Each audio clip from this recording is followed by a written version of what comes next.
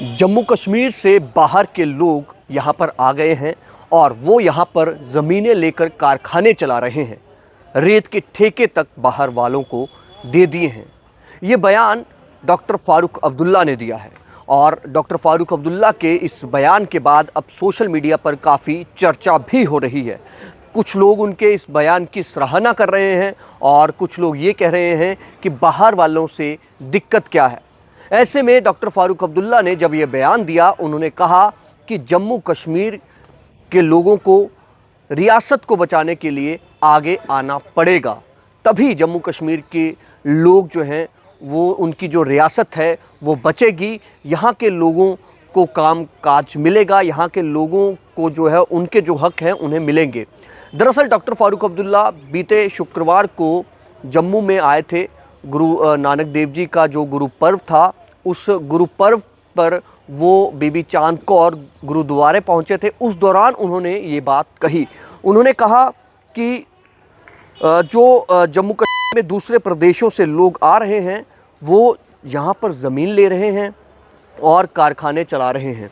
उन्होंने सब कुछ बाहर वालों को मिल रहा है, जैसे कि हमारे रियासत वाले बेकार हैं, उनको कोई किसी तरह का काम नहीं दिया जा रहा है। उन्होंने इसके अलावा ये भी कहा कि इस रियासत को बचाना है तो आपको आगे आना पड़ेगा। आप यहाँ के मालिक हैं, जब तक हक के लिए खड़े नहीं होंगे इंसाफ नहीं मिलेगा और ना ही मसलों का समाधान होगा। ये डॉक्टर फ़ारूक अब्दुल्ला ने कहा है। डॉक्टर फ़ारूक अब्दुल्ला ने इसलिए भी निशाना साधा है क्योंकि ज़मीनों को लेकर जो एक पशोपेश था या फिर जो एक संशय बना हुआ है कि पहले सरकार ने कहा कि डोमिसाइल को ही ज़मीनें मिलेंगी, लेकिन पिछले दिनों कुछ बदलाव किए गए जो लैंड पॉलिसी में, उसमें अब कई हमारे भी जानकार लोग हैं वो बताते हैं, जो प्रॉपर्टी डीलर्स हैं वो बताते हैं कि यहाँ पर कई ऐसे बाहर की बड़ी बड़ी फर्म्स हैं जो यहाँ पर ज़मीन ले रही हैं और यहाँ पर अपना कामकाज चला रही हैं। इंडस्ट्रियल पॉलिसी की बात करें तो उस इंडस्ट्रियल पॉलिसी में भी बाहर वालों को काफ़ी ज़्यादा यहाँ पर ज़मीन दी गई है ताकि वो यहाँ पर अपना रोज़गार स्थापित कर सकें। इसके अलावा रेत के ठेके की उन्होंने जिस तरह से बात की, जो खनन की बात की, वो सबसे प्रेस्टीज इशू जो है वो बना हुआ है। सबसे बड़ा इशू जो है जम्मू कश्मीर की पब्लिक के लिए बना हुआ है, क्योंकि जम्मू कश्मीर में बाहर से, पंजाब से माइनिंग माफिया हो, यूपी से माइनिंग माफिया हो, वो यहाँ पर काफ़ी सक्रिय है। और पिछले 4 से 5 सालों की अगर बात करें तो इस माइनिंग माफिया ने जब यहाँ पर पाँव पसारे, वो रेट में इतना ज़्यादा इजाफा हुआ। हालांकि रेट में इजाफा होने के कारण ये भी था कि सरकार ने जो खनन के जो ब्लॉक्स होते हैं या जहाँ से जिस किसी दरिया से ब्लॉक जो रेंट पर देने होते हैं या लीज़ पर देने होते हैं उसकी ऑक्शन होती है, उसका भी एक रेट तय किया होता है। उस रेट के मुताबिक जो है यहाँ पर बोली लगाई गई। फिर खनन का जो मटेरियल होता है या जो खनन जो किया जाता है, खनन करके जो मटेरियल निकाला जाता है, रॉ मटेरियल, जैसे आप रेत लगा लीजिए, बजरी लगा लीजिए, जो कंक्रीट जो बनता है क्रशर पर, उसके अलावा जीएसपी, अलग अलग जो मटेरियल बनता है, रॉ मटेरियल फिनिश्ड गुड्स करके बेचा जाता है, वो काफ़ी महंगा जम्मू कश्मीर के लोगों को मिलता है। कहाँ तो 1500 रुपये की ट्रॉली, ट्रैक्टर ट्रॉली रेत की मिलती थी, लेकिन आज शहर के बीचों बीच लेना हो वही रेत की ट्रैक्टर ट्रॉली 4000 रुपये की मिलती है। तो दूसरी अगर बात करें, वाइन शॉप्स की बात करें, तो वाइन शॉप्स को भी जब यहाँ पर एक बड़े स्तर पर ऑक्शन किया गया तो एक इस तरह से बाहर से बड़े बड़े ठेकेदार जो हैं वो यहाँ पर आए और उन्होंने ज़्यादा जो अपनी प्रेजेंस लगा लीजिए या फिर जो उन्होंने ऑक्शन में जो बड़े रेट्स लगाए, कई दुकानों के 4 जो हैं वो रेट जब उन्होंने ऑक्शन में बोली लगाई तो वो उनको मिल गई, को मिल गई, अलॉट हो गई। उसको लेकर भी कई सारे सवाल लगातार उठते रहे हैं। उसके अलावा आप सरकारी जो इदारे हैं या फिर जो यूनिवर्सिटीज़ हैं उनकी बात कर लीजिए। चलिए, कश्मीर में तो आपने कश्मीर के ही जो वाइस चांसलर हों या जो इंस्टीट्यूशन के हेड रहते हैं आपने उनको लगाया, लेकिन जम्मू में कई बार ये सवाल उठे।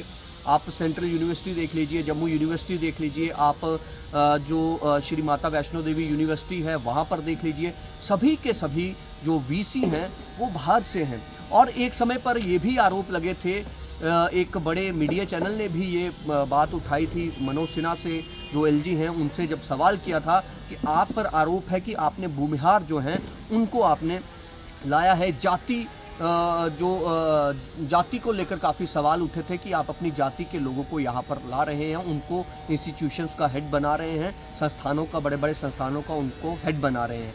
तो ये भी कई बार सवाल खड़े होते रहे हैं। कई बार हमने भी इस मामले को जब किसी लीडर के साथ इंटरव्यू करते थे तो उन्होंने भी इस मामले को काफ़ी उठाया था कि भूमिहार जो हैं, क्योंकि एलजी मनोज सिन्हा जो हैं वो खुद इसी जाति से आते हैं, भूमिहार ही हैं वो भी, तो उन पर ये आरोप लगे थे, इसलिए उस चैनल ने भी उनसे सवाल किए थे। उसको लेकर भी कई बार, फिर उसके अलावा जब एडवाइज़र्स की बारी थी, कुछ एडवाइज़र जब लोकल थे, लेकिन फिर उसके बाद कुछ समय के बाद सब एडवाइज़र ख़त्म हो गए, अभी सिर्फ एक ही एडवाइज़र थे, वो थे राजीव राय भटनागर, फिर उसके अलावा कोई और एडवाइज़र नहीं था। कई बड़े बड़े इवन कि आपका जो श्री माता वैष्णो देवी मंदिर है, वहाँ पर भी जो बाहर से पंडितों की जो वहाँ पर रिक्रूटमेंट्स की गई, पंडितों को वहाँ पर लाया गया, वो भी काफ़ी विवाद बना था, वहाँ पर भी काफ़ी सवाल जो है वो उठे थे। तो इसी सब को लेकर डॉक्टर फारूक अब्दुल्ला ने ये कहा है, अगर रियासत को बचाना है तो सबको मिलकर आगे आकर लड़ना पड़ेगा। हमारे रियासत वाले बेकार नहीं हैं, हमारे रियासत वालों को बड़े बड़े काम नहीं मिल रहे हैं, उन्हें तवज्जो नहीं दी जा रही है। बाहर से जो लोग आते हैं उनको ठेके भी दिए जा रहे हैं, उनको ज़मीनें भी दी जा रही हैं, उनके लिए सब कुछ हो रहा है, लेकिन हमारे रियासत वालों को बेकार समझा गया है। उनको किसी तरह का कोई सरकारी मदद या सरकारी ऑफिसर उनकी तरफ ध्यान नहीं देते हैं। तो ये डॉक्टर फारूक अब्दुल्ला का बयान जो है ये कई अब सवाल भी खड़े करेगा। उनका इस बयान का हो सकता है कुछ लोग विरोध भी करेंगे, क्योंकि कुछ लोगों में बीजेपी भी होगी जो विरोध करेगी, क्योंकि बीजेपी का ये एजेंडा नहीं है पहले से ही कि बाहर वालों से उनको कोई, वो तो कहते हैं कि कोई भी आकर यहाँ पर काम करे।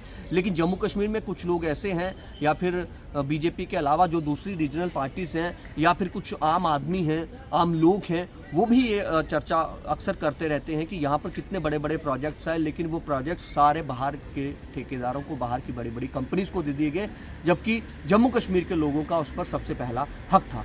फिलहाल अब देखते हैं इस बयान के बाद बीजेपी इसको किस तरह से लेती है। आम जनता आप क्या सोचते हैं, अपना कमेंट बॉक्स में अपनी राय ज़रूर रखें, और जम्मू संवाद को आप यूट्यूब चैनल पर भी सब्सक्राइब करें, ताकि हमारी हर खबर, आपका हर मुद्दा हम उठाएं और वो सरकार तक पहुंच सके।